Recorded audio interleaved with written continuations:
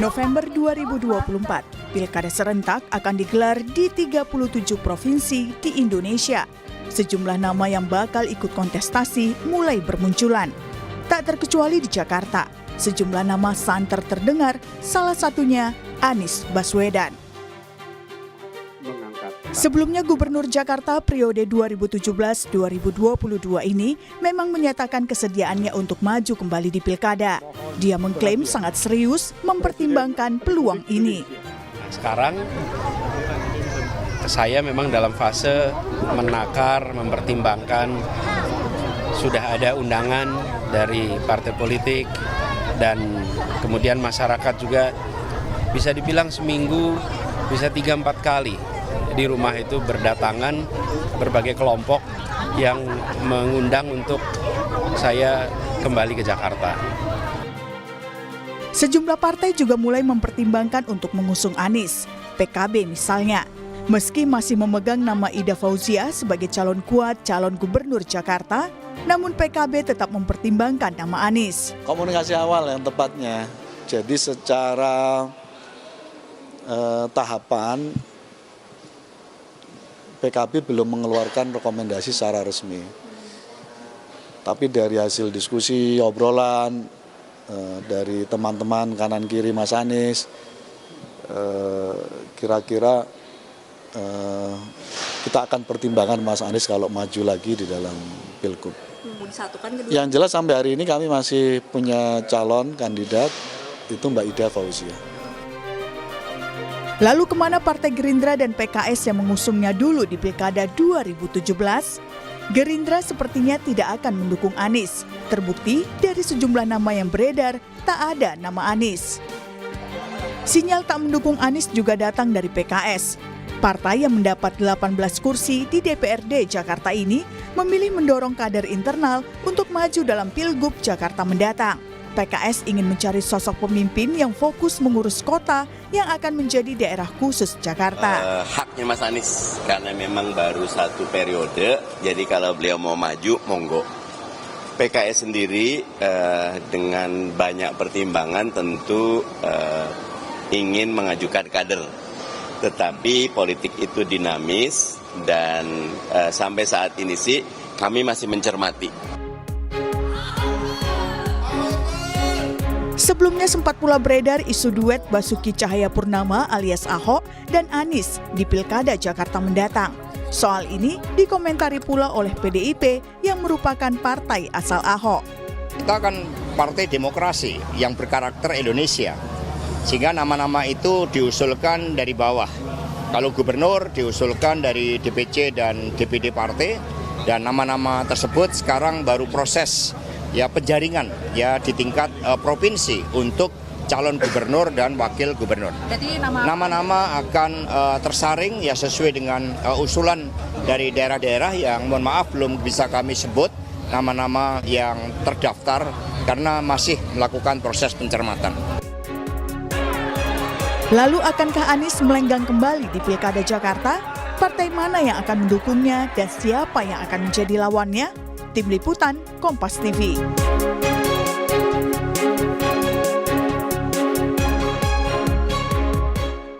Ya, Saudara, Pilkada serentak akan digelar di 37 provinsi di Indonesia pada November mendatang dan salah satunya di Jakarta. Sejumlah nama yang bakal berkontestasi mulai bermunculan. Salah satunya adalah nama Anies Baswedan, Gubernur Jakarta periode 2017 hingga 2022. Ini memang menyatakan kesediaannya untuk maju kembali di Pilkada. Lalu bagaimana peluang dukungan partai untuk Anies dan siapa sekiranya yang akan menjadi lawannya di Pilkada nanti? Kita akan bahas di pagi hari ini dengan sejumlah narasumber di Sapa Indonesia Pagi yang sudah hadir di studio. Sudah ada pengamat politik dari Universitas Al-Azhar Indonesia, sudah ada Kang Ujang Komarudin. Assalamualaikum Kang Ujang. Waalaikumsalam, selamat pagi Mbak Disti. Ya, kemudian juga ada Ketua DPW Nasdem Jakarta, Mas Wibi Andrino. Selamat pagi Mas Wibi. Good morning. Ya. Kemudian juga ada politisi dari PDI Perjuangan, ada Bung Andreas Hugo Parera. Selamat pagi, Bung Andreas. Selamat pagi Aristi, Mas Wibi, Kang Ujang. Baik, selamat pagi. Kemudian juga nanti akan segera bergabung juru bicara dari Partai Keadilan Sejahtera, ada Kang Pipin Sofyan yang tampaknya masih berada di jalan begitu ya menuju ke studio. Langsung saja kita ke Nasdem dulu deh, Mas Wibi. Ini kalau kita lihat ya, tampaknya Pak Anies ini sudah memikirkan, mempertimbangkan secara serius akan maju di Pilkada Jakarta. Nah, kalau dari Nasdem sendiri ini responnya gimana? Sudah ada pertimbangan juga nggak sih Pak Anies ini akan masuk di bursanya Nasdem? Jadi memang kalau kami di Nasdem Jakarta sudah mengerucut ya, kita sudah fokus bahwa kita menginginkan our former governor Bapak Anies Rashid Baswedan untuk comeback ke Jakarta. Oke. Memang sebelumnya kita ada beberapa nama, kita mempunyai nama ini ada Mbak Oki Asokawati. Tapi kita melihat bahwa dalam konteks yang lebih pentingnya lagi adalah kepentingan masyarakat, bukan hanya kepentingan daripada partai politik saja, bahwa kadernya untuk maju, tapi bagaimana masyarakat Jakarta hari ini butuh seseorang yang mampu meneruskan program-program yang 5 tahun sebelumnya sudah berjalan dan memang hampir tuntas. Dan kenapa tidak kita fokus pada 5 tahun selanjutnya? Karena konstitusi sudah memberikan ruang itu untuk our former governor untuk bisa melanjutkan di periode kedua. Seperti itu, Mbak. Oke, tadi sempat terputus ada nama Ibu Oki Asokawati, kemudian ada nama Pak Anies Baswedan juga yang disebut-sebut juga ya terbuka sekali untuk comeback untuk di Pilkada. Satu lagi itu siapa Mas Wibi? Bang Ahmad Saroni. Oh, Bang Ahmad Saroni. Kader sendiri berarti ya, betul ya. Nah, kalau melihat ini kan, tadi Anda menyebutkan nih hampir tuntas. Berarti sebenarnya ada PR yang memang belum tuntas di Jakarta yang harus dituntaskan oleh Pak Anies atau Pak Saroni?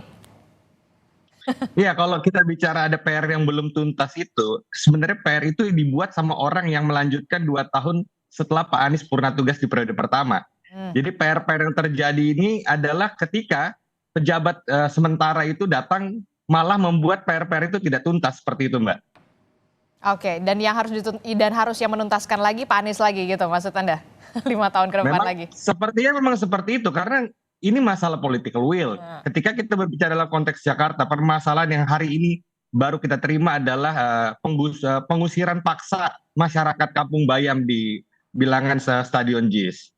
Juga kemarin yang sempat viral ya tentang kartu Jakarta masih unggul. Yang sempat ramai juga tentang masyarakat rentan, yaitu adalah ketika bantuan sosial ke lansia dipotong dari 600.000 menjadi 300.000. Dan hal-hal yang seperti political will ini memang harus kembali diambil lagi oleh Bapak Anies Baswedan untuk diluruskan setelah mereka kemarin kacau.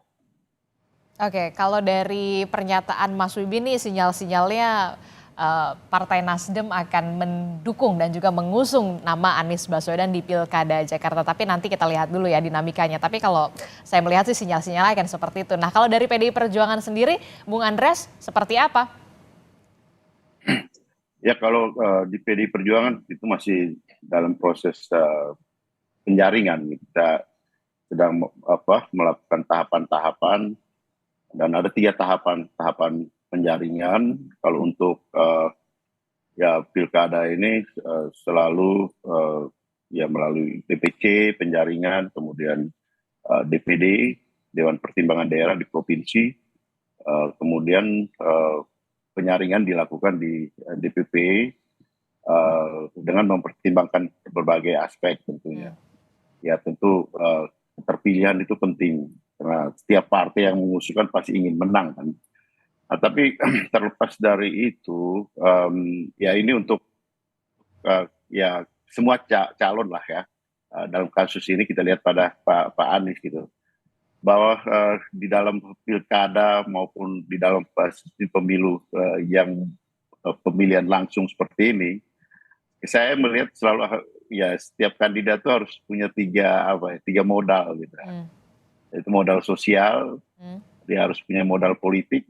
Ya tentu ya terakhir itu dukungan finansial itu penting, modal finansial itu penting karena kampanye ini perlu biaya. Ya. Nah, Pak Anies ini kan sudah punya modal sosial yang cukup baik dalam arti ya beliau incumbent atau petahana ya meskipun 2 tahun jeda, tapi itu diisi dengan ya dia sebagai calon presiden. Sehingga saya duga kalau di survei pasti, dan beberapa survei sudah menunjukkan seperti itu, bahwa modal sosialnya masih cukup baik gitu.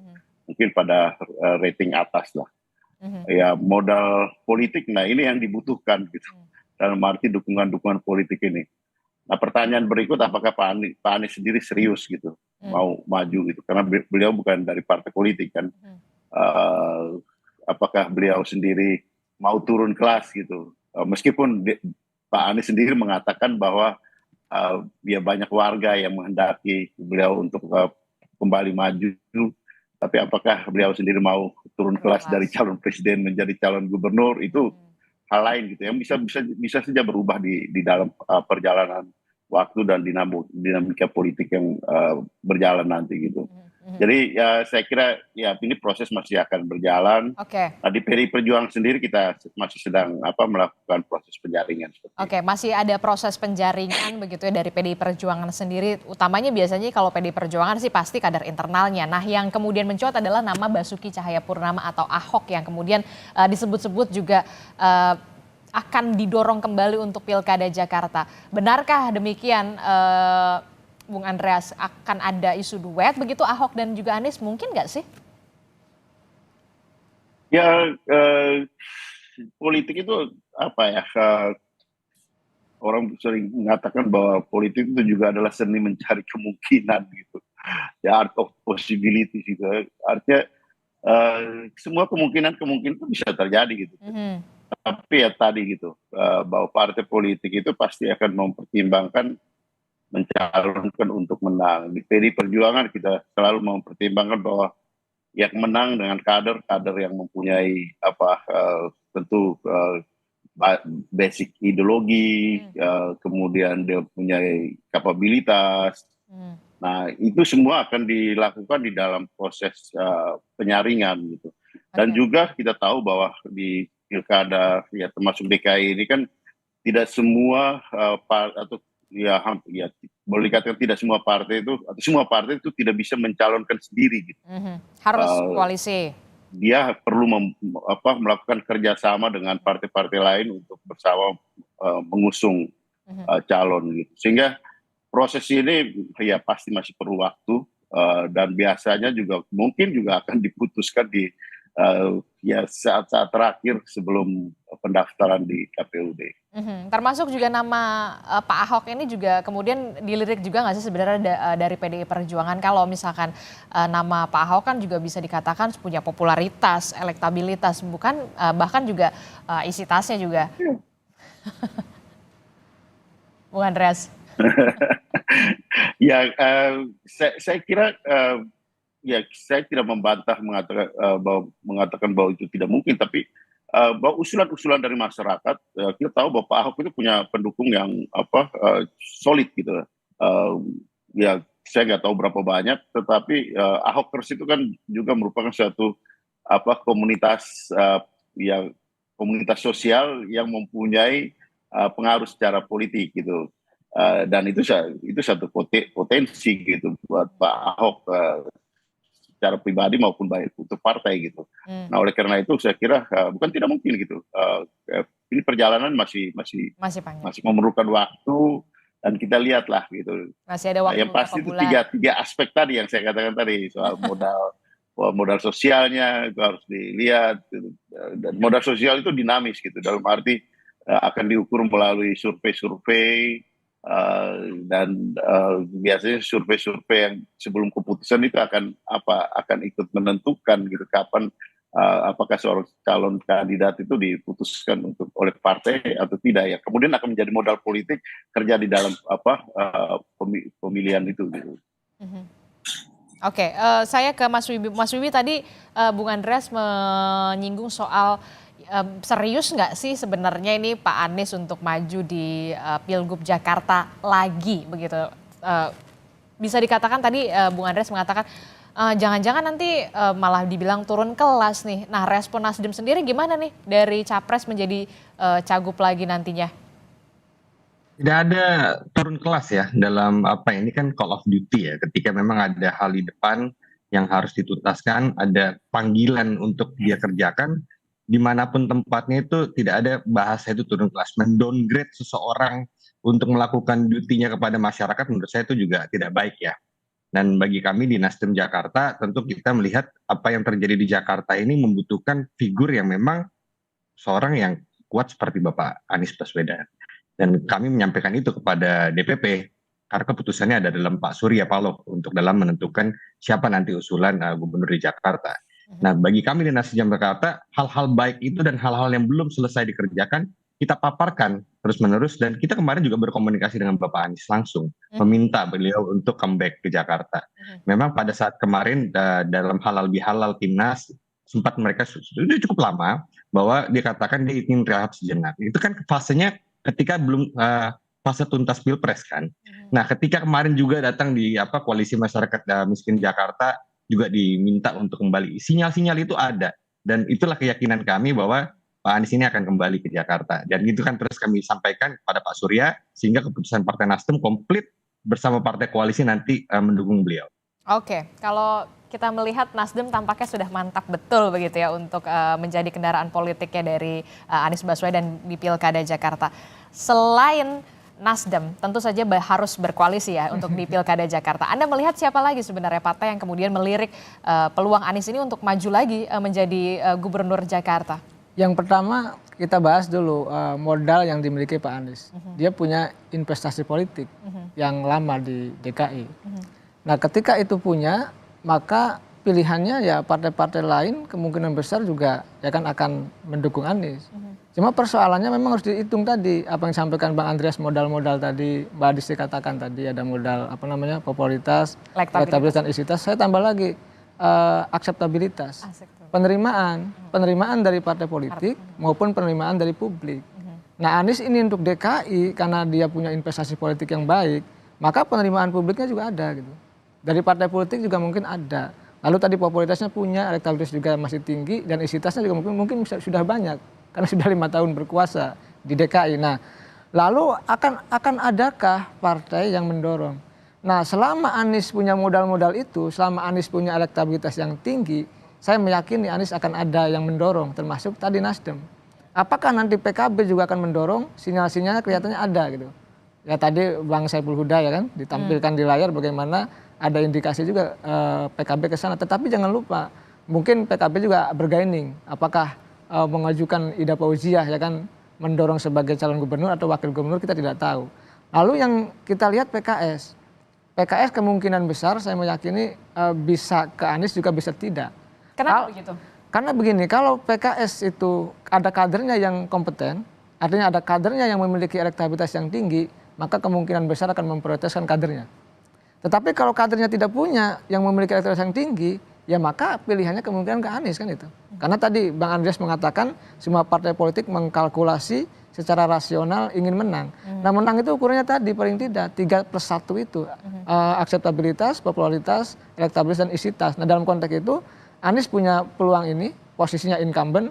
Nah, tinggal bagaimana sebenarnya partai politik ini tadi apakah mampu berkoalisi 20%. Tetapi tadi kita lihat PKS kelihatannya masih pipi-pipi, dan Gerindra yang menarik. Gerindra kita tahu dulu mendukung Anies, dan kita lihat dulu sejarahnya, saya tahu itu dulu Pak JK itu ketika wakil presiden menelepon Pak Prabowo untuk mendukung Anies ketika itu di DKI. Nah, saya meyakini Gerindra ini punya atensi khusus di DKI. Dan Pak Prabowo sebagai presiden terpilih yakin akan mendukung kadernya di DKI. Nah, mungkin pertarungannya yang menarik adalah di situ. Pertarungan bahwa Anies nanti seandainya maju dengan kekuatan Gerindra yang menurut saya sudah menjadi partai pemerintah nanti ya, dan di situ ada Pak Prabowo.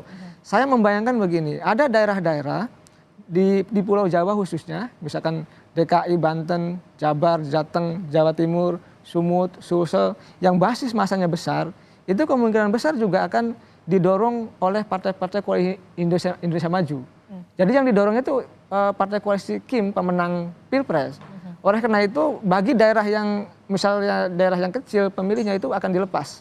Nah, DKI ini menjadi atensi khusus menurut saya bagi Kim juga, termasuk Pak Prabowo yang untuk memunculkan jagonya. Nah ini yang akan menarik menurut saya. Mungkin nggak kemudian Pak Prabowo setelah kemarin berduet, berdebat begitu ya kan di Pilpres, kemudian mendukung lagi begitu sosok Anies Baswedan untuk maju di Pilgub Jakarta, mungkin nggak? Kalau saya nggak yakin. Nggak yakin? Dan kalau mungkin, tapi kemungkinannya kecil. Kecil? Ya, jadi kenapa? Karena Jakarta strategis, Jakarta atensi besar Partai Gerindra, Jakarta atensi besar Presiden terpilih, maka kelihatannya juga akan mendorong kadernya sendiri dari Partai Gerindra. Dan menurut saya sesuatu yang bagus saja. Ada incumbent ya kan, Anies yang akan didorong oleh partai yang lain, misalkan Nasdem atau dengan koalisinya, ada Partai Gerindra juga yang juga akan berkoalisi dengan partai yang lain. Dan ini menurut saya persaingan yang sehat, asalkan dilakukan dengan kontestasi yang baik, dan itu akan membuat warga DKJ ya sekarang itu memilih berdasarkan kepada ya visi misi dan programnya itu. Kalau saya arahnya ke sana sih mendorong. Menarik ini soal Gerindra ini ya, Ya, pakai Kang Ujang. Nah, kalau dari Gerindra sendiri Anda melihatnya siapa sosok? Ya kalau nama yang muncul 4, ya kan. Tapi saya melihatnya 2 lah yang kelihatannya kuat. ya. Pertama Saras kelihatannya, terus Budi Jiwandono kelihatannya. Saya melihat 2 inilah sebenarnya kelihatannya yang menarik, kelihatannya yang akan didorong oleh Partai Gerindra untuk berkontestasi di DKI. Saya melihatnya begitu. Dari 2 nama itu yang merupakan kader internal dari Partai Gerindra, mungkinkah kemudian bisa menyaingi nama dan popularitas dari Anies Baswedan? Jadi jangan dijawab dulu, tetaplah bersama kami di Sapa Indonesia Pagi. Masih bersama kami di Sapa Indonesia Pagi, saudara, masih membahas soal panasnya Pilkada Jakarta. Sejumlah nama mencuat, salah satu yang kemudian menjadi tengah diperbincangkan adalah nama Anies Baswedan yang kita tahu memang popularitasnya moncer sekali di Jakarta. Masih bersama saya ada dari Nasdem Mas Wibi, kemudian ada Bung Andreas Hugo Parera dari PD Perjuangan, dan juga ada Kang Ujang. Kang Ujang tadi melanjutkan pertanyaan saya. Dari 2 nama tersebut yang di kader dari internal Gerindra ini, bisa nggak sih menyaingi popularitasnya Anies Baswedan yang bisa dikatakan ini moncer sekali gitu loh di Jakarta? Ya, ini pertanyaan juga, apakah mampu bersaing gitu ya dengan Pak Anies? Waktu masih 7 bulan lagi. Itu survei-survei sedang jalan nih, semua partai sedang jalan. Dari Mei ini ya? Ya, jadi kemarin juga saya survei di provinsinya lain sudah jalan, sudah kelihatan mana yang berpotensi untuk bisa maju di wilayah masing-masing, termasuk di DKI gitu. Nah, saya melihat ketika Anies itu tinggi, makanya harus ada lawan yang sepadan. Nah, apakah misalkan Saras, Budi Jiwandono, apakah menjadi lawan sepadan juga? Maka harus di-tracking, harus dilihat dari perjalanan tadi ya, bulan Mei, Juni hingga sampai bulan Agustus. Karena kita tahu pendaftaran di bulan Agustus. Nah, harus dilihat, dikalkulasi secara rasional, elektabilitasnya seperti apa. Nah, kalau nanti elektabilitasnya tinggi, ya punya potensi untuk bisa menyaingi. Tetapi yang menarik bagi saya bukan soal itu saja, bahwa ketika Partai Gerindra punya atensi, ketika misalkan katakanlah Saras maupun Budi didorong katakanlah, maka ini kan soal kekuasaan. Kekuasaan itu kan yang nggak mungkin bisa mungkin, yang kalah juga bisa menang kan begitu. Jadi dalam konteks itu juga menurut saya ini pertarungan yang menurut saya akan, kalau terjadi itu akan menarik. Karena walaupun misalkan seandainya Saras elektabilitasnya masih kurang, dengan Budi juga masih kurang dibandingkan dengan Anies, maka bisa jadi bahwa karena dorongan kekuasaan itu juga menjadi kuat. Jangan lupa, misalkan kayak Gibran dulu di Solo juga karena ayahnya presiden ya menang juga. Bobi juga di Sumut juga karena didukung, disupport oleh presiden juga menang juga gitu. Oleh karena itu dalam konteks di Jakarta pun seandainya didukung oleh kekuasaan, potensi bersaingnya juga bisa begitu, walaupun elektabilitasnya mungkin kalah oleh Anies Baswedan begitu. Oke, kita akan tunggu, masih ada 7 bulan lagi kalau kata Kang Ujang ini untuk melihat siapa sebenarnya sosok yang kemudian bisa menandingi popularitas dari Anies Baswedan yang bisa dikatakan cukup cemerlang dan gemilang, harum namanya di Jakarta. Nah, sudah bergabung bersama kita di studio dari Partai Keadilan Sejahtera, ada juru bicara PKS, ada Kang Pipin Sopyan. Selamat pagi, Assalamualaikum Kang Pipin. Waalaikumsalam Mbak Disti, Bang Ujang. Ya, Kang Pipin, ini kita membahas soal bagaimana peluang Anies Baswedan untuk kembali maju dalam kontestasi Pilkada Jakarta. Kalau tadi kita sudah melihat dan juga mendengar dari Nasdem ada Mas Wibi mengatakan sepertinya mantap betul untuk memajukan nama Anies Baswedan di Pilkada Jakarta dari Partai Nasdem. PKB juga sudah mempertimbangkan begitu. Nah, kalau Partai Keadilan Sejahtera sendiri sebagaimana? Memang Koalisi Perubahan sudah bubar begitu, tapi kita tidak bisa memungkiri PKS, PKB, Nasdem itu namanya atau perolehan suaranya di Jakarta ini tinggi juga karena mungkin ada efeknya Pak Anies Baswedan juga. Ya, tentu kami juga memperhatikan itu ya, bahwa ke depan pilkada ini bagi kami memang sebetulnya relaksasi politik ya. dari ketegangan kemarin di Pilpres, maka kita ingin pilkada ini lebih cair. Jadi mungkin bisa jadi koalisi yang bisa terbentuk kemarin Nasdem dan PKB, tapi bisa jadi kami juga bisa dengan Gerindra, misalnya dengan PDIP, dengan manapun ya, untuk mengurangi ketegangan politik pasca Pilpres. Bagi kami memang pilkada ini tentu punya chemistry yang agak berbeda ya. Jadi beda dengan tingkat nasional, tapi kita ingin tentu ada dua kemampuan yang harus dimiliki oleh seorang calon. Yang pertama adalah capacity to win, yang kedua adalah capacity to govern. Kemampuan untuk menang, kemampuan untuk memerintah. Ini yang penting bagi kami. Jadi kami ketika saat ini menyeleksi calon-calon kepala daerah, dua syarat itulah. Dan sosok Anies Baswedan itu ya tentu. Jadi itu. bagi kami sosok Pak Anies memang memiliki keduanya itu. Ya, capacity to win dari sisi elektabilitas bagus, dari sisi penerimaan. Nah ini catatannya. Apakah memang dari sisi penerimaan PKS memang unggul di Jakarta, tetapi kita butuh mitra koalisi yang dulu sebetulnya ketika kami mengusung Pak Anies itu juga tidak mudah. Kenapa nggak mudah? Ada penjagalan, ada upaya untuk tidak berlayar waktu itu. Nah, tinggal apakah nanti pilkada DKI ini misalnya ada partai yang mensyaratkan boleh misalnya gabung ke pemerintah tapi tidak boleh mendukung Pak Anies, itu ada kemungkinan-kemungkinan. Jadi dan itu memang maka bagi kami ketika ada upaya itu maka kita juga harus menyiapkan skenario siapa alternatif calon-calon. Memang ada upaya seperti itu? Ya ini kan sudah mulai berkembang. Jadi kalau di pembicaraan elit yang tidak diungkap kepada publik, ya pembicaraan itu akan ada saja upaya untuk penjagalan calon satu dengan calon yang lain. Tetapi bagi kami saat ini memang kami perhatikan sosok Pak Anies ini dari sisi kapasitas tentu kita sudah melihat kerjanya, dari sisi elektabilitas juga baik, tinggal akseptabilitas apakah memang memenuhi 20% untuk mengajukan calon. Nah, alternatif bagi PKS tentu kami sesuai dengan arahan Presiden PKS, kami ingin nanti kader PKS yang menjadi calon. Jadi apakah nanti jadi gubernur atau wakil gubernur. Jadi ini syarat yang sudah kami sampaikan. Jadi karena kami punya pelajaran di 2017 ketika waktu itu Sandi Mardani tidak terjadi. Kemudian waktu itu juga harusnya Anies Syaihu waktu itu sebagai pengganti Ariza juga tidak terjadi. Ya. Bagi kami saat ini memang karena kami ingin bahwa amanat dari warga DKJ kepada PKS ini sangat luar biasa, maka kami akan gunakan sekemampuan kami agar bisa tokoh kader PKS ini menjadi pimpinan di DKI ini. Oke, ya. Menarik tadi yang Anda sebutkan ada upaya-upaya semacam itu. Jadi sebenarnya PKS mau gabung pemerintah atau kemudian mau mengusung Anies di Jakarta? Nah ini pilihan Anda, bagi kami PKS. memang beda di PKS ya. Kami sampai saat ini kan berada di luar pemerintahan. Ya, dan kami belum memutuskan di luar atau di dalam pemerintahan.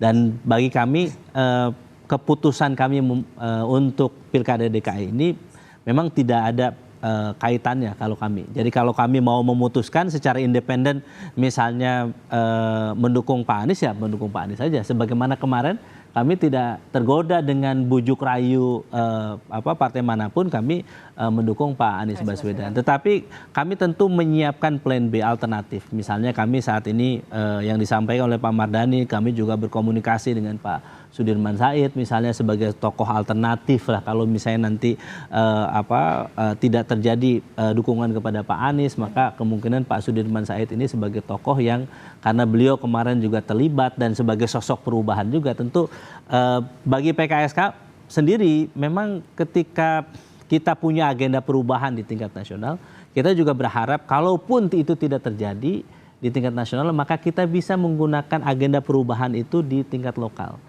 Maka beberapa calon kepala daerah membawa isu memimpin perubahan di masing-masing daerah. Nah, salah satunya di DKJ saya kira perlu diperhatikan. Oke, respon Anda Mas Wibi gimana nih? Dulunya kan rekan koalisi begitu ya, koalisi perubahan. Melihat tadi PKS, pernyataan dari PKS sendiri, bagaimana Mas Wibi? Wah, kita dengan PKS itu udah bestie, jadi nggak ada isu lah. Jadi kita pahami apa yang disampaikan teman-teman PKS. Nah, saya rasa ke depan kita pasti akan jalan bareng. Singkat aja saya. Oke, Oke, baik.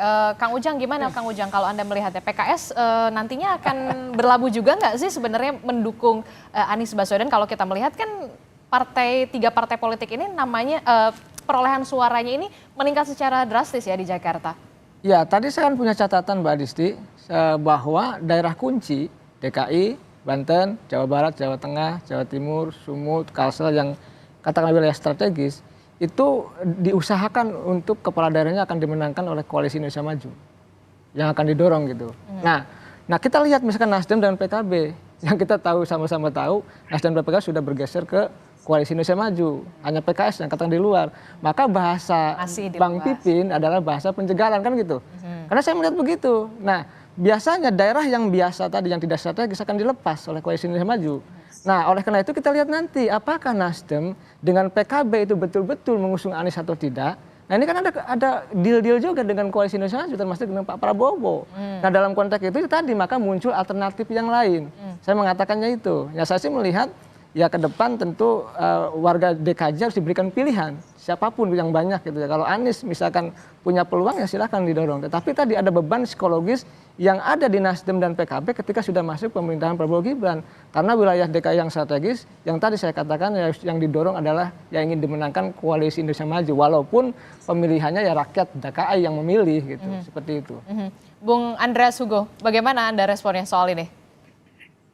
Ya, saya melanjutkan apa tadi Kang Pipin sampaikan tadi bahwa capacity to win, capacity to govern itu saya kira tadi saya sudah menyampaikan hal yang berkaitan dengan capacity to win gitu, tiga modal tadi gitu. Nah saya kira penting juga untuk DKI ini dan saya kira sangat penting melihat bahwa capacity to govern itu gitu. Dalam arti figur itu juga mempunyai kemampuan untuk memimpin menata DKI dan ini akan menjadi salah satu patokan dan saya kira pengalaman sebelumnya dengan figur-figur yang ya boleh kita katakan memimpin DKI dengan baik ya di sebelumnya Pak Ahok sudah menunjukkan itu, kemudian Pak Anies juga dan elektabilitasnya bagus. Nah di PDI Perjuangan saya tadi diingatkan oleh teman-teman gitu, artinya teman-teman dari DKI yang menyampaikan bahwa ada proses penjaringan yang sudah melihat figur seperti Ibu Tri Risma hari ini gitu. Mbak Tri Risma hari ini kan mempunyai track record yang bagus ketika memimpin Surabaya gitu. Dan saya kira ini akan menjadi modal sosial yang bagus sekali. Juga ya ketika beliau memimpin kementerian. Dan untuk DKI ini sebenarnya untuk mengupgrade modal sosial itu bisa sangat cepat gitu. Dalam arti ya perhatian media yang begini luar biasa. Juga ada figur seperti Pak Basuki tadi kan Pak Basuki Cahayapurnama, Pak Ahok. Ada juga Pak Basuki Menteri PU yang juga masuk di dalam proses penjaringan yang dilakukan oleh PDI Perjuangan. Ada Mas Abdullah Azwar Anas. Jadi figur-figur ini akan muncul pada waktu yang tepat untuk berkontestasi gitu ya, di samping apa yang tadi yang menjadi figur yang menjadi pembicaraan kita gitu.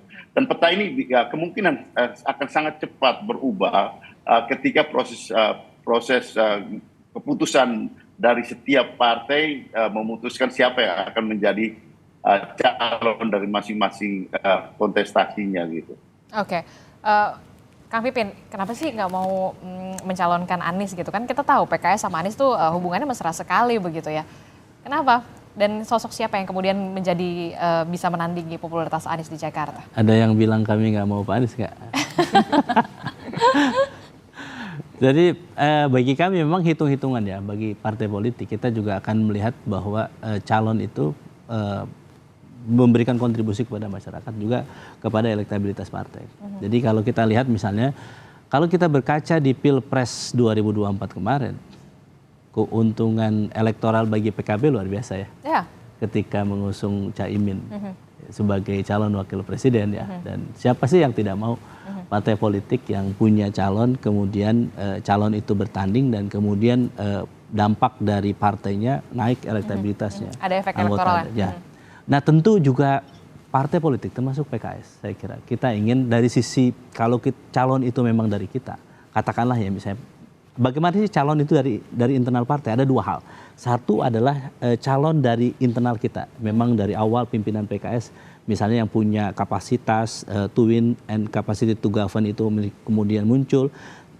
Atau yang kedua, jadi orang luar masuk atau tokoh-tokoh itu masuk ke PKS misalnya. Apakah nanti misalnya Pak Anies misalnya atau berkenan masuk misalnya, atau siapa misalnya Pak Sudirman Said berkenan masuk menjadi bagian keluarga besar PKS misalnya menjadi kader, jadi Pak Anies harus menjadi jadi anggota kader PKS misalnya. dulu Itu akan maksudnya nah, gitu. di kasus-kasus pilkada memang ini terbuka sebetulnya di berbagai daerah ya. Saya kira di PDIP juga sama, mungkin beberapa Nasdem juga sama. Jadi ketika mau dicalonkan memang akan lebih mudah memberikan bobot pertimbangannya ketika masuk ke dalam menjadi kader partai. Sehingga nanti bagi kami efek elektoralnya dia sebagai calon dan juga partainya juga dapat gitu. Kenapa sih sebetulnya calon itu misalnya kami menghendaki menjadi bagian internal kami keluarga besar PKS supaya nanti memahami, menjiwai visi misi platform pembangunan yang dimiliki oleh PKS sehingga tahu bahwa memang betul setiap orang tuh beda sih kalau orang berdiri sendiri dengan orang berjamaah ya berorganisasi itu akan memahami dinamikanya itu. Maka kami berpikir tentu salah satu syaratnya adalah Presiden PKS mengatakan Pak Syaihu, ya kita akan mempertimbangkan yang paling utama adalah kader PKS atau misalnya tokoh yang mau bergabung dengan PKS. Saya kira sudah ada saat ini beberapa nama tokoh yang mau bergabung dengan PKS. Salah satunya? Ya saya kira ya nanti ya saya kira bisa dibocorkan ya. Dan saya kira itu salah satu dinamika dan komunikasi tentu kami pertimbangkan. Jadi tokoh yang memang mau all out berjuang bersama PKS. Apalagi PKS pemenang pileg pada 2024 di Jakarta. Dan PKS berharap betul Anies Baswedan bisa masuk menjadi kader PKS gitu. Ya tentu saya kira tokoh-tokoh terbaik bangsa ketika berkenan bergabung dengan PKS tentu akan kita akan pertimbangan betul untuk kita akan perjuangkan pada pilkada nanti. Kang Ujang, Anda melihatnya bagaimana ini? Ya tentu pilihan yang rasional dan taktis ya dari partai. Karena partai ini kan tidak hanya dijadikan sebagai perahu saja, tidak hanya dijadikan sebagai tiket gitu kan. Tetapi juga ya tentu harus masuk ke perahu itu, harus masuk ke katakan ke rumah itu gitu ya dalam konteks partai politik. Dan saya melihat itu yang menjadi umum saja. Misalkan ketika Gibran maju di Solo gitu kan, ya kasih kartu anggota gitu kan PDIP. Bobi juga sama. Bobi kan? juga ya, sama. jadi kader Gerindra. Ini sebenarnya sesuatu yang umum yang rasional bagi partai politik karena agar ada keuntungan yang sama antara kandidat dengan partai politik itu. Dan saya melihat itu sesuatu yang rasional bagi partai. Karena bagaimanapun kalau terpisah menjadi sesuatu yang menurut saya tidak pas. Nah, di kita ini kan harus membangun sistem kepartaian yang kuat. Oleh karena itu ya kandidat-kandidat begini. Kepemimpinan itu mestinya ada di partai politik. Saya bukan orang partai. Saya sepakat. Tapi memang partai politik harus berubah. Maka orang-orang yang kuat, yang hebat, yang baik ini harus masuk partai. Sehingga nanti dari partai ini akan didorong ya orang-orang hebat yang didistribusikan untuk memimpin bangsa, memimpin daerah. Nah ini makanya tadi PKS mengatakan masuk. Ya silakan. Karena memang inilah kepemimpinan kawasan canda di muka untuk bangsa. Nah maka partainya harus berubah, harus menata ulang terkait dengan internal partai yang hari ini masih mohon maaf masih belum baik di mata publik. Ini kan kita koreksi bersama begitu, Mbak Adisti. Kaderisasinya masih menjadi PR tersendiri ya. Ya Nah yang jadi pertanyaan kemudian mau nggak sebenarnya Pak Anies untuk jadi kadernya PKS? Ya tentu akan ada pertimbangan yang lama, yang berat bagi Anies mungkin. Karena beliau itu kan dari dulu tokoh independen ya. Kita udah tahu itu. Yang karakternya kuat dalam konteks dia sebagai tokoh publik gitu. Dan kita lihat sebagai dosen dia punya kapasitas tadi yang dikatakan oleh Bang Pipin dan memang itu mumpuni dalam konteks itu. Nah, apakah nanti mau atau tidak tentu pertimbangan ada pada Anies ya. Mbak Adisti saya tidak tahu ya. Tentu pilihan-pilihan itu yang mungkin ada pilihan yang memang keikhlasan, ada pemilihan yang harus dipaksa juga kelihatannya. Saya tidak tahu apakah nanti partai-partai itu nanti memaksa Anies untuk masuk atau tidak, saya tidak tahu. Apakah Aniesnya mau atau tidak, saya tidak tahu. Tapi Anda melihatnya peluangnya gimana? Ya kan gini, kalau ada tanda tangan misalkan harus dicalonkan tanda tangan masuk, ya akan masuk. Tapi kalau persyaratannya longgar, saya rasa tidak akan masuk juga. Tergantung dari partai-partai itu apakah persyaratannya longgar atau tidak. Kalau saya melihatnya seperti itu. Oke. Ini kan ada juga yang mengatakan begini, ada juga yang mengatakan begini, nama Anies Baswedan ini tetap harus ada di pemerintahan menjadi pemimpin kepala daerah paling tidak, walaupun memang ada yang mengatakan ya ntar turun kelas dong begitu. Adalah salah satu strategi untuk bisa tetap eksis nanti untuk pilpres selanjutnya. Ya ada dua ya, kalau kita baca Mbak, kita nih kalau tokoh itu melihatnya dua. Satu eksistensi, yang dua konsistensi. Dua hal yang harus dijaga oleh semua tokoh publik, termasuk oleh Pak Anies dan Pak Ganjar. Nah ya. Ya pilihannya itu, jadi kedua tokoh ini termasuk Pak Mahfud juga. Menjaga eksistensi, menjaga konsistensi. Kalau konsistensi istiqomah gitu. Eksis tidak istiqomah juga tidak bisa, jadi dua-duanya harus berjalan. Ya ini harus dilakukan oleh Pak Anies dalam konteks itu. Maka pilihannya ketika misalkan orang mengatakan turun kelas ya tidak juga, karena untuk menjaga eksistensi dan konsistensi itu, dan perjuangan mohon maaf ya, DKJ adalah daerah yang strategis dan saya masih melihat potensi gubernur nanti menjadi capres masih akan dipertimbangkan di 2029 nanti. Maka sekarang partai-partai untuk tadi masih katakanlah melirik kadernya kalau PKS, kalau tidak ada misalkan ya melirik tokoh lain itu, dan saya rasa pertimbangannya semua kalkulasi-kalkulasi rasional yang saya lihat begitu. Dan nama Anies Baswedan tetap harus berada di struktur paling tidak kepala daerah supaya namanya juga tidak dilupakan atau tidak tenggelam. Ya gini, dalam konstruksi teoritik ya ada power center. Jadi biasanya di kita ini di Indonesia bahwa orang yang punya jabatan, yang punya kekuasaan yang memudahkan, mereka punya akselerasi untuk bisa menempatkan diri di tempat manapun. Misalkan Pak Anies kenapa bisa maju? Karena gubernur. Walaupun waktu itu ada jeda ya, tapi gubernur jangan lupa. Yang kedua semua, misalkan Pak Ganjar juga gubernur. Ya lalu Mas Gibran juga wali kota gitu loh. Ya kan Pak sekarang Mahfud jadi pilih. Tadinya. Ya, artinya kalau mau punya posisi yang lain itu harus punya jabatan juga. Ya pasti. Pak Mahfud MD Menko Polhukam. Pak Prabowo Menhan sama. Nah di Golkar pun saya kata agak melebar dikit. Kalau ingin punya posisi merebut ketua umum Golkar misalkan harus punya posisi juga. Apakah menteri, apakah wakil ketua DPR itu penting. Kalau kita tidak punya sesuatu yang tidak punya sumber daya, kekuatan yang kita miliki, agak sulit juga untuk bisa bersaing di tempat lain, termasuk untuk meraih jabatan yang lebih tinggi lagi begitu. Kalau Bung Andreas Sugeng sendiri bagaimana melihatnya? Kalau misalkan Anies memang harusnya supaya tidak terlupakan begitu, tidak tenggelam. Lalu bagaimana nama Ganjar juga harusnya juga supaya nggak tenggelam juga. Bagaimana strateginya ini, Bung Andreas? Ya, Pak Ganjar tentu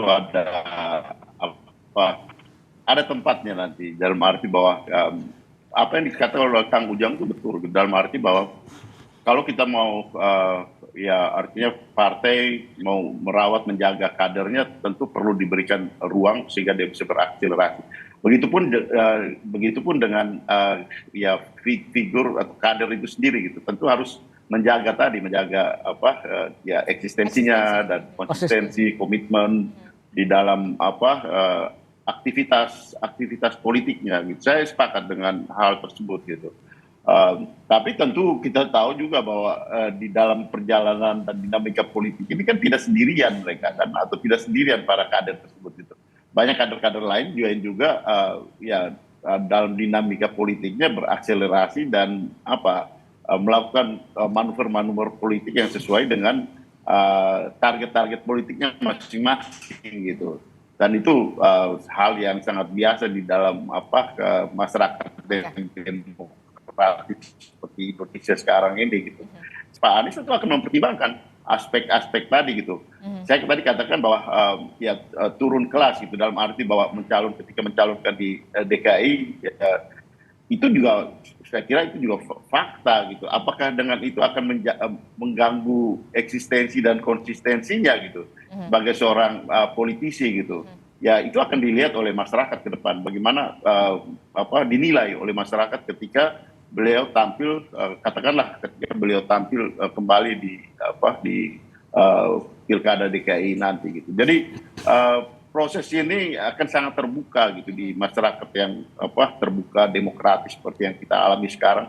Selama itu tidak diintervensi melalui hal-hal yang faktor X di dalam pilkada ke depan tadi gitu. Seperti yang dikatakan oleh Kang Ujang, bahwa pengalaman kita dengan pilpres dan pilpres kemarin itu ya faktor-faktor yang ya saya katakan tadi terbuka demokratis itu banyak diintervensi oleh ya melalui intervensi faktor X kekuasaan yang kemudian mengganggu proses yang terbuka dan dinamis dan demokratis tadi gitu. Tapi kita berharap bahwa ke depan di pilkada itu pun berjalan seperti itu. Oke, Kang Pipin. Ya, Piala Dunia ini kan kalau kalah di Piala Dunia, Messi, Ronaldo kan tetap harus bertarung. Bisa bertarung di piala di negaranya atau piala di grup ya. Dan begitu aja mungkin tokoh-tokoh seperti Pak Ganjar dan Pak Anies saya kira ya. Cuma tadi persoalannya dua hal ya, bahwa yang saya sampaikan bahwa ada potensi penjagalan tidak misalnya ke depan. Atau misalnya kompetisi politik itu tadi salah satu modal politik yang disampaikan oleh Bang Andreas itu ada di dua hal ya. Pertama adalah apakah memang partai-partai politik ini bisa bersepakat cukup kursi untuk mendukungnya. Apakah misalnya karena tidak ada yang dominan seperti dulu PDIP misalnya di tingkat nasional atau di beberapa daerah juga ada sebetulnya yang kita bisa mencalonkan sendiri. Tetapi Jakarta nggak bisa. Kami PKS harus berkoalisi. Ya, jadi nanti teman koalisinya oke nggak untuk mencalonkan Pak Anies misalnya. Jangan-jangan ada by order misalnya, oh Pak Anies nggak mau misalnya sehingga tidak bisa dicalonkan, misalnya itu memungkinkan. Yang kedua adalah penjagalan, bukan penjagalan, tapi ketika masuk tadi yang kami khawatirkan adalah lapangannya menjadi tidak datar sebagaimana Pilpres kemarin. Ada upaya untuk politisasi bansos, politisasi aparat dan sebagainya yang itu KPK dan MK sudah memberikan catatan bahwa ke depan tidak boleh lagi terjadi sebagaimana terjadi di Pilpres. Nah, bagi kami memang calon yang kira-kira bisa diterima oleh semua pihak ini memang tidak mudah. Ya. Diterima di kalangan elit dan diterima di kalangan kaula elit ya. Masyarakat ini tidak mudah. Nah, untuk itu ikhtiar ke depan kan ada waktu sampai bulan Agustus ini tentu dinamis ya. Sekarang bulan Mei, Juni, Juli ya penjajakan calon, melihat bagaimana elektabilitas antara kandidat dengan kandidat yang lain dan komunikasi politik ya. Tentu tadi ada upaya untuk rekonsiliasi ya dalam tanda petik misalnya lelah, ada elit yang ngobrol sama kita, lelah nih kalau kita masih head to head, kita harus melawan pihak tertentu begitu. Ada yang menyampaikan itu. Nah, tentu hal-hal seperti ini yang menyebabkan pilihan-pilihan politik ini menjadi terbatas. Ya, nah tentu bagi kami PKS concern utama kami adalah bagaimana tadi dua capacity to win. Kemampuan untuk menang ini tentu akan dilihat elektabilitas, kemampuan untuk pemerintah membangun Jakarta ini sangat penting. Nah, kita akan melihat prestasi-prestasi itu, rekam jejak itu ya, tentu kami sekali lagi akan memprioritaskan internal kader partai atau orang yang memang berkenan bergabung dengan PKS dan kemudian kita berjuang bersama secara maksimal. Tetapi tentu kami juga membuka ruang ya bagi tokoh manapun termasuk Pak Anies untuk bisa diusung, tetapi tadi bagaimana kita akan komunikasi dengan partai lain. Harus ada kartu anggota PKS. Ya, saya kira beberapa nama saya kira kami sampaikan. Ketika kemarin Pak Anies juga kita sampaikan, Pak Sudirman Said ketika komunikasi juga, ayo bersedia untuk menjadi bagian dari keluarga besar PKS, kita berjuang bareng, kita pahami platform perjuangan PKS, visi misi PKS ke depan sehingga bisa diperjuangkan di berbagai daerah. Terakhir singkat saja Mas Wibi, apakah nanti Nasdem, PKS dan juga PKB akan melakukan pertemuan juga supaya ada titik temu nih untuk mantap mengusung Anies Baswedan di Pilkada Jakarta, Mas Wibi? Sebelum saya bilang itu, saya ingin menyampaikan pertama, positioning Nasdem itu pasti kita di Jakarta sudah hampir pasti dan bulat mendukung Bapak Anies Baswedan maju kembali. Dan dalam konteks nanti siapa yang mendampingi beliau, kita terbuka saja nanti. Mungkin teman-teman dari PKS bisa, kemarin kan udah ada PKB tuh Caimin kan untuk di Pilpres. Ya gantian mungkin dari PKS bisa mengusulkan namanya untuk mendampingi. Itu pun kalau misalnya berkenan. Mantap. Nah, jadi, tapi kan PKS kan nomor 1 di Jakarta, masa jadi wagub? Gak apa-apa. Mas Pipin seneng lah kalau saya ngomong kayak gini. Jadi bagi kami di Nasdem nih kita tuh ingin menjaga kerukunan antara teman-teman mitra koalisi kami di Pilpres. Jadi ketika nanti kita bisa jalan bareng itu kan bagus.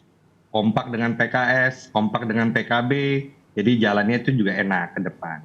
Nah, dalam konteks yang lain-lain, saya rasa tinggal berkembang aja diskusinya, proses berjalan. Tapi bagi kita di Nasdem, kita sangat amat dengan tangan terbuka, dengan kehangatan menyambut teman-teman untuk bisa berkontestasi bersama di DKI Jakarta. Terima kasih. Oke, kita akan tunggu bagaimana nanti dinamika politiknya masih cair ini, masih 7 bulan lagi, masih ada waktu terutama ya untuk PKS memikirkan apakah nanti akan mengusung kader internalnya dari PKS atau mungkin ada nama baru atau mungkin kita nggak pernah tahu, mungkin nanti Anies Baswedan akan masuk ke PKS gitu kan? Kita juga nggak tahu. Atau PDIP kita nggak pernah tahu. Nanti kita akan tunggu. Terima kasih Mas Wibi dari Partai Nasdem, kemudian ada Bung Andreas Hugo Parera dari PDI Perjuangan, dari PKS ada Kang Pipin Sopyan dan juga pengamat politik dari Universitas Al-Azhar ada Kang Ujang Komarudin telah bergabung bersama kami. Selamat pagi, Assalamualaikum, sehat-sehat selalu Bapak-Bapak. Waalaikumsalam. Assalamualaikum warahmatullahi wabarakatuh.